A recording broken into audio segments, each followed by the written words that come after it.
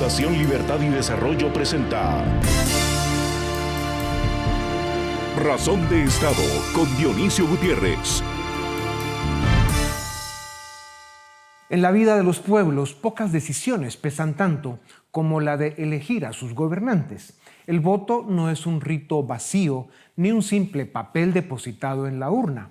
Es un acto de creación colectiva, el momento en el que la ciudadanía se concede a sí misma el derecho de soñar un futuro mejor y de encargar a alguien la tarea de encaminarlo.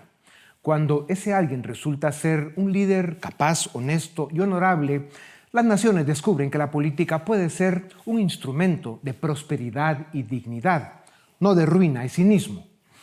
Cada generación es dueña de su destino y en la política esto se cumple con una precisión inexorable. Un pueblo que elige bien abre caminos de libertad, justicia y desarrollo. Un pueblo que elige mal se condena al círculo vicioso de la corrupción y el subdesarrollo. La historia abunda en ejemplos de países que, tras décadas de confusión, encontraron en el momento adecuado al líder con visión y carácter. La diferencia no estuvo en los recursos naturales ni en la geografía, estuvo en la calidad de la decisión ciudadana. No hay mayor locura que confiar en truchos transeros vestidos de redentores como Rodrigo Paz o Lara Montaño, el Evo y el Chávez de Bolivia. Un candidato honorable, en cambio, como Tuto Quiroga, no necesita disfraz ni artificio. Gobernará con la autoridad que le da su coherencia. Los pueblos que eligen bien pronto notan los frutos, se fortalecen las instituciones, la economía florece porque se gobierna con reglas claras y con respeto al trabajo productivo. La confianza se expande y con ella el espíritu de innovación y emprendimiento.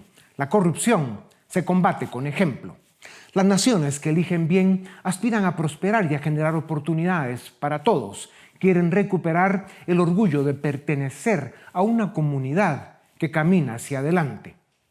A diferencia de la mayor parte de América Latina, Bolivia tiene hoy a un candidato por el que se puede votar, Tuto Quiroga. Un pueblo que decide con coraje y sensatez puede romper las cadenas del populismo y la incompetencia, puede transformar la desesperanza en confianza y la parálisis en acción. Ese es el milagro de la buena política. No reside en promesas espectaculares, sino en la fuerza callada de la decencia. Cuando se vota con memoria, responsabilidad y visión, los pueblos no solo cambian de gobierno, cambian de destino. América Latina atraviesa una etapa peligrosa y decisiva. La captura del Estado por redes de corrupción y narcotráfico está criminalizando la política. El populismo autoritario con caudillos que prometen atajos que son mentira está destruyendo las economías. Y la indiferencia de élites satisfechas que abandonaron su responsabilidad cívica ha degradado la salud de las instituciones a extremos que cabe preguntar: ¿cuál será la cara de la democracia cuando finalice la década en que estamos? Bolivia refleja el agotamiento del socialismo del siglo XXI, la escasez de dólares, las filas para conseguir combustible y una economía que no alcanza. Deben ser el grito de alerta para votar en contra de la continuidad de la corrupción y la incompetencia que representan Rodrigo Paz y Lara Montaño, el Evo y el Hugo Chávez de Bolivia. El 19 de agosto, Rodrigo Paz pasó del quinto lugar al primero con el apoyo de Evo Morales y disputará la segunda vuelta con Tuto Quiroga, el candidato más preparado que ha tenido Bolivia en décadas. A Rodrigo Paz, el candidato masista enmascarado, le acompaña Edman Lara, un personaje impulsivo, agresivo y autoritario. El apoyo manifiesto de Evo Morales al binomio Paz-Lara desnuda la amenaza de un retorno encubierto de su desastre populista y autoritario a través de un binomio improvisado, indecente y peligroso.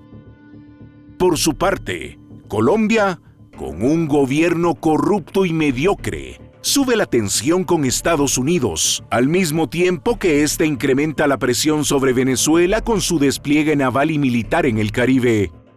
Gustavo Petro niega la existencia del Cártel de los Soles y ha mostrado su incapacidad, complicidad y cobardía al no reconocer que Nicolás Maduro Además de ser un narcoterrorista, es un dictador.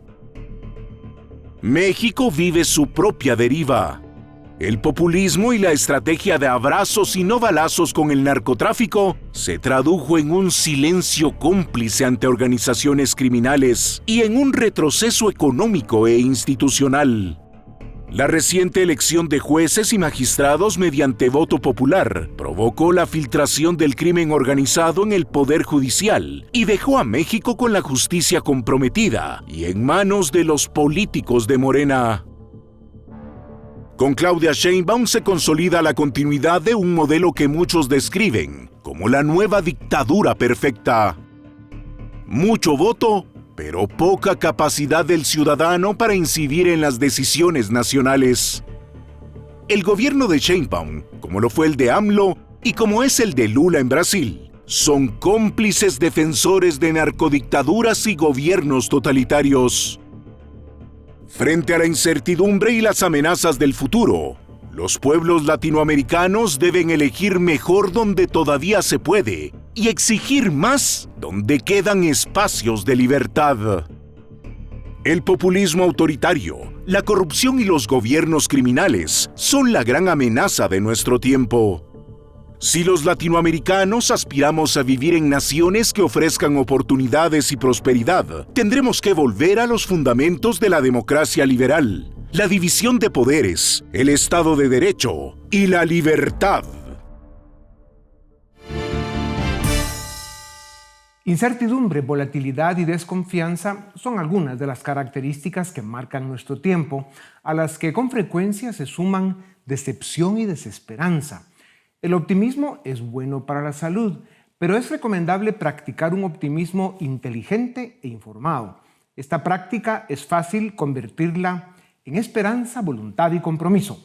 Para conversar sobre la América Latina que estamos viviendo, tengo el gusto de presentarles a Stephanie Enaro, experta en relaciones internacionales con maestría en geopolítica, territorio y seguridad del King's College de Londres. Es escritora y columnista en medios como Forbes, Newsweek, Mexican Times, Atlantic Community y Diplomatic Courier. Stephanie, bienvenida a Razón de Estado. Una vez más, la administración de Estados Unidos tiene tomado el mar del Caribe frente a las costas venezolanas.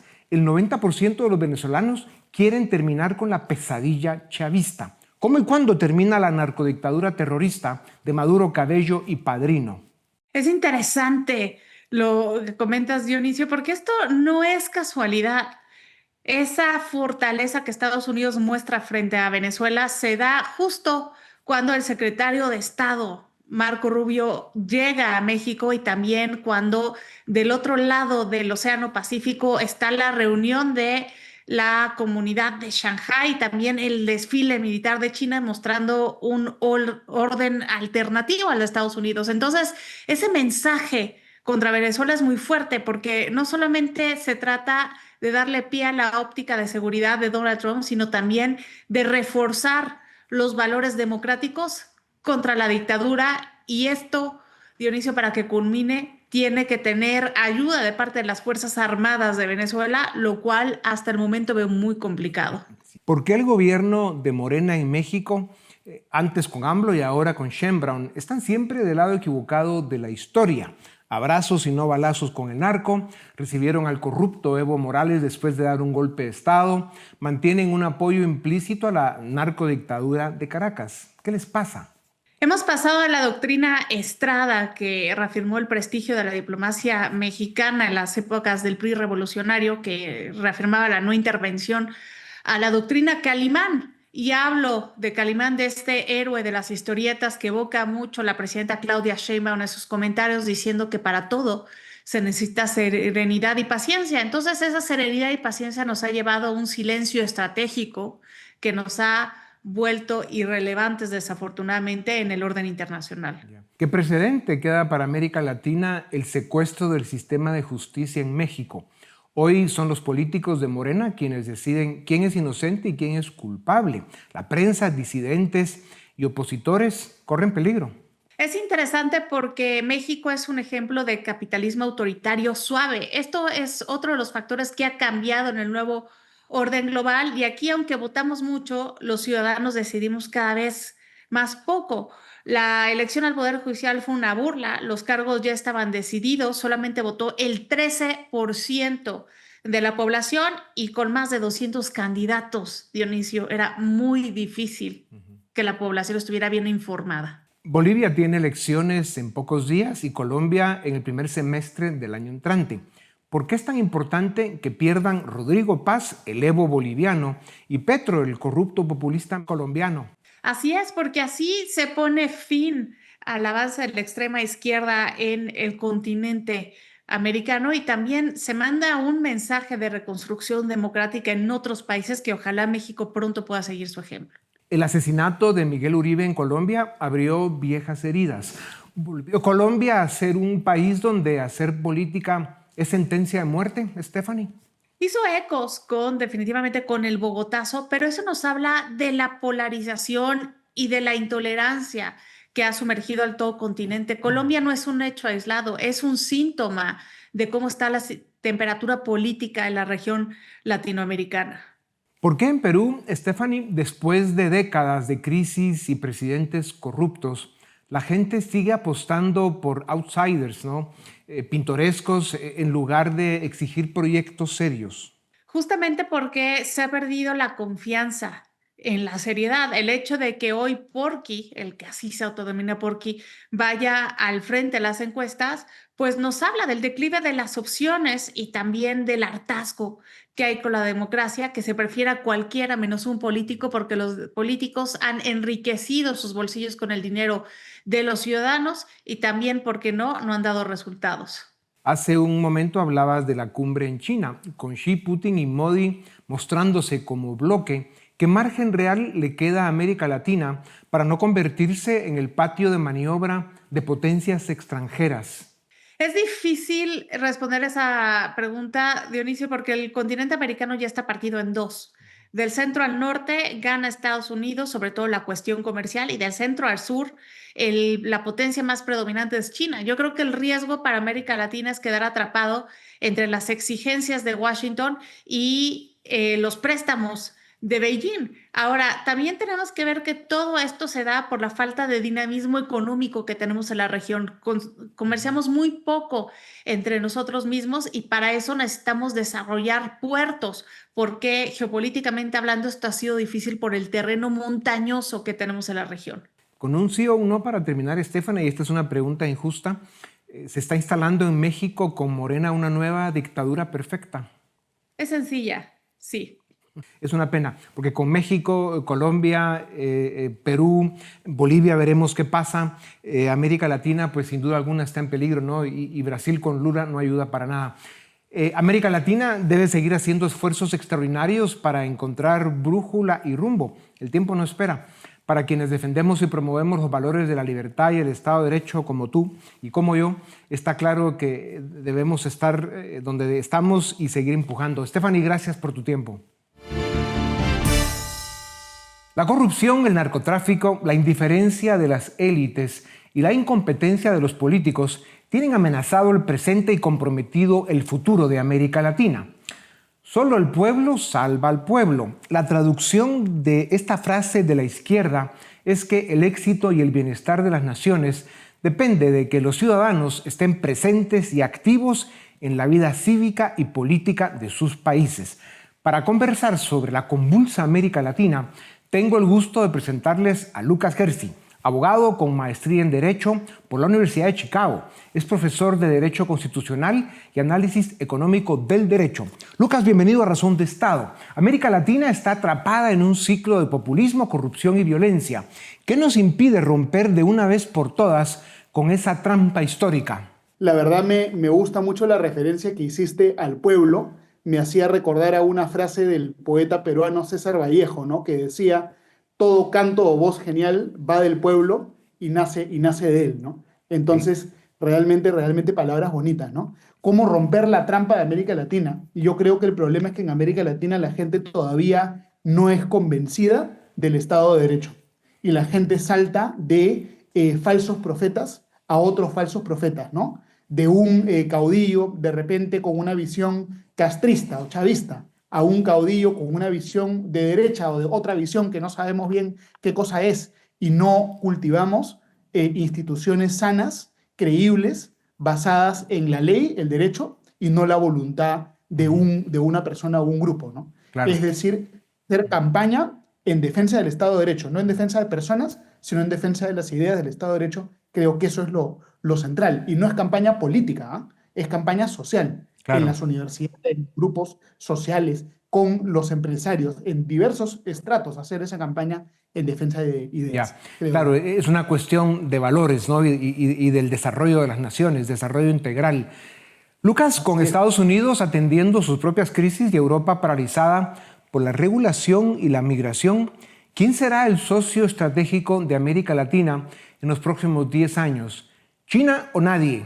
A ver, hay mucho entusiasmo por China en la región, ¿no? China en Perú, por ejemplo, tiene inversiones enormes en puertos, en minas. Hay mucho entusiasmo por China. Y yo creo que China puede funcionar a veces para hacer negocios, pero China está lejos. China no es democrático y al final tiene limitaciones, ¿no? Obviamente que hay que hacer negocios con todo el mundo, el comercio es bueno siempre, pero China, más allá de esto limitado, no puede dar. Yo sí le tengo quizá alguna fe a los viejos Estados Unidos, ¿no? Yo cierta fe le tengo a Estados Unidos por su tradición democrática y porque siento que con sus desafíos y sus problemas, la administración actual de Estados Unidos entiende mejor a América Latina que otras administraciones y le toma con mucha seriedad el problema del autoritarismo y la dictadura en América Latina, ¿no? Y eso lo estamos viendo con la posición frente a Venezuela. Claro. Entonces, Marco Rubio, al ser una persona latina, creo que conoce y tiene una política quizá más realista que antes respecto a América Latina. Ya, sin duda alguna, Marco Rubio, el secretario de Estado americano, está haciendo un papel muy importante y los resultados se empiezan a ver. Lucas, el crimen organizado se ha convertido en un actor político y económico que controla territorios, financia campañas políticas y aterroriza a la gente. ¿Estamos frente a narcoestados consolidados en la región? Está el fenómeno del narcoestado y hay otros fenómenos más complejos, ¿no? Por ejemplo, el caso de mi país, ¿no? El Perú. De repente la minería ilegal de oro mueve incluso más dinero que el narcotráfico, ¿no?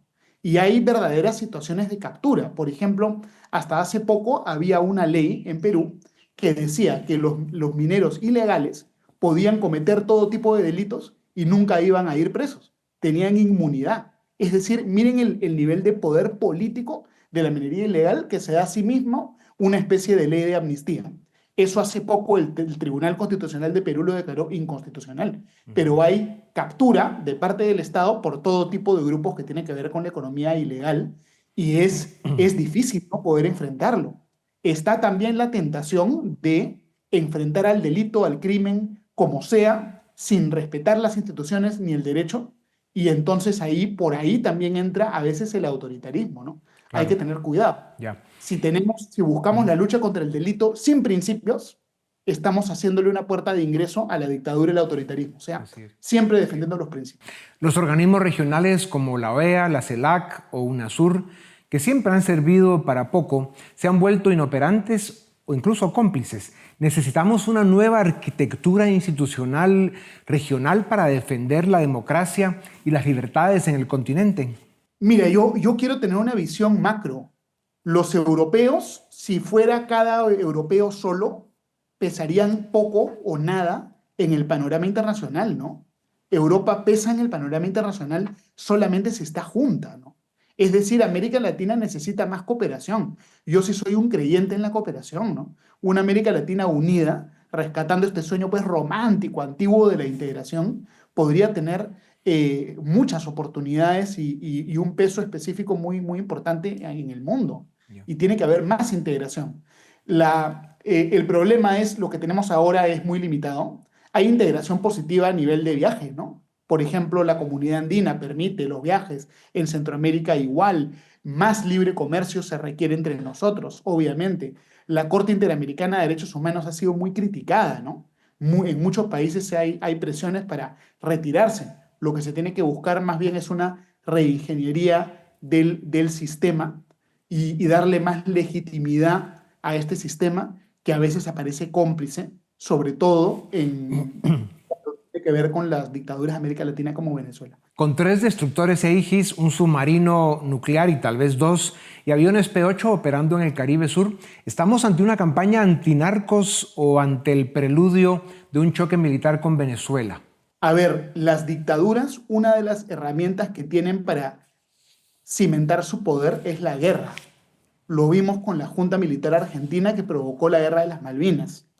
Lo estamos viendo con Maduro, que quiere permanentemente amenazar de la guerra contra Guyana. El gobierno de Guyana emitió un comunicado de un incidente armado, creo, la semana pasada. El presidente Gustavo Petro ha estado reabriendo un conflicto fronterizo con Perú, también amenazando este espectro de la guerra. O sea, los dictadores alineados con Cuba, con Venezuela, utilizan este tipo de retórica, lo cual es muy dañino, ¿no? ¿Cuántos años ha tenido América Latina sin conflicto militar? Ya varias décadas. Entonces, reabrir esta puerta es de una irresponsabilidad tremenda y hay que tener cuidado, ¿no? Lucas, el gobierno americano duplicó la recompensa por información que lleve a la captura de Maduro y también de los otros 2 personajes. Amplió la sección 702 para inteligencia antidrogas, etc. ¿Estamos viendo una doctrina Noriega 2.0 adaptada al siglo XXI brevemente? A ver, yo creo que las invasiones al estilo de Panamá y Granada en los años 90 ya son un poco anacrónicas, ¿no? La experiencia del Medio Oriente muestra cómo con aniquilamientos selectivos puede haber una alternativa o no darse las invasiones tradicionales. Entonces, obviamente, eso podría ser algo que ocurre en el futuro, pero yo creo que tampoco sería lo ideal, ¿no? Ya. Hay que buscar agotar otro tipo de caminos primero y ojalá Venezuela pueda recuperar su libertad, un tremendo pueblo, tantos amigos y millones de venezolanos perdieron todo y están en Colombia, en el Perú, en Chile, una cosa. Lucas, ¿qué papel jugarían Colombia y Brasil con fronteras porosas y política interna polarizada ante un choque Estados Unidos-Venezuela? Brevemente, que estamos en el final. Creo, a ver, yo reitero que un conflicto militar tradicional en Sudamérica, gracias a Dios, creo que es muy poco probable que se dé, ¿no? Yo creo que Estados Unidos todavía tiene gente responsable, profesional, que va a buscar manejar esto sin llegar a una catástrofe pues, humanitaria. Claro. Social, ¿no? O sea, con estrategia y con presión de múltiples formas deben lograr la captura de esos criminales. En fin, lo que suceda en los próximos 5 años en América Latina, en sus elecciones, en sus sistemas de justicia y en sus economías, marcará de forma definitiva el futuro de una generación. Por el bien de América Latina necesitamos ciudadanos presentes y activos, creyentes y defensores de los valores de la libertad. Lucas, gracias por tu tiempo. A ustedes también, gracias por acompañarnos una vez más. Esto es Razón de Estado.